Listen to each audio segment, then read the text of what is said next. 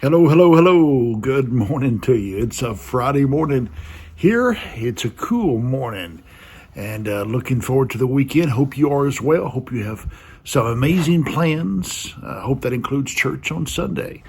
Yes, indeed. One of the biggest traps you and I can fall into is deciding on the moment, deciding in the moment, deciding right now, making a quick choice that could affect the rest of our lives. I've said it before. You've heard it said too. Your feelings will lie to you.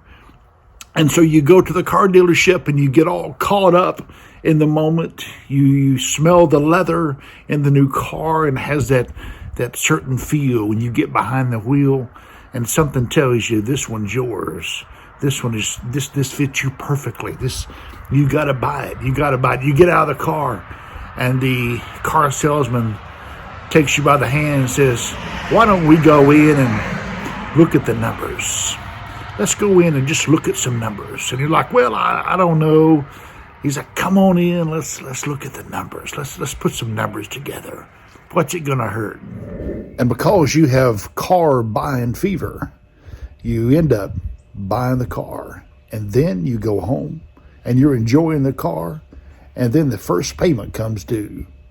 And you're thinking, oh my goodness, what have I done? I'm stuck with this for 72 months, this payment. However, sometimes in that moment, in the emotion of the moment, we fail to calculate in our mind if we can indeed be committed to carrying out what we have to carry out and do what we have to do, like make a payment. Not just one, but many payments over an extended period of time. Unless, of course, you are blessed to be able to pay cash for it. Now, again, we all need cars and we all need transportation. But it's not just new car buying. It could be any one of 100 other things where in the moment you get caught up. And that can be feelings of euphoria, or it can even be anger or frustration or extreme discouragement. You just get caught up in that feeling. You get caught up in the moment. And I've learned, and you have as well, I'm sure through the years, that if you just kind of sleep on it, if you get away from that situation, if you'll stop and just collect yourself, and then things will look totally different, because our emotions can be raw at the moment. And we're just, every sensor in our body and our mind is just going off.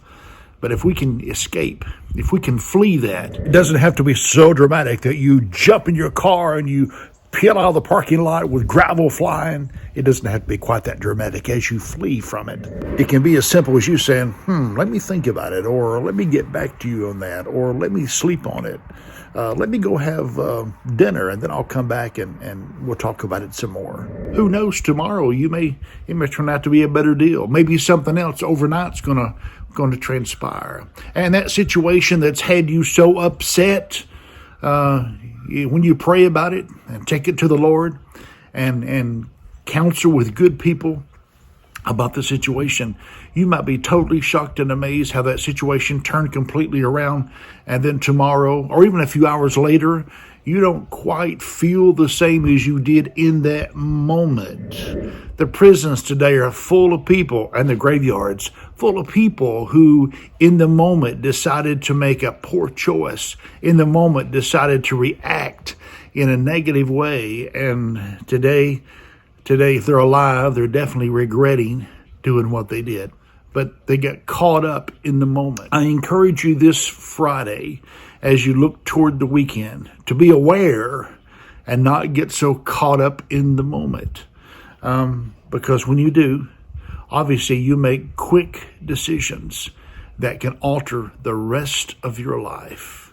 Just something to consider on this Friday. And I know I'm talking to some wise people. I know I'm talking to some people that have it all together. But for the rest of us, sometimes we don't think things through, and sometimes we get caught up in the moment. But we're going to all try to do better. God bless you. Thank you for watching Coffee with the Pastor. Appreciate you so much. Have a great weekend. See you in church on Sunday.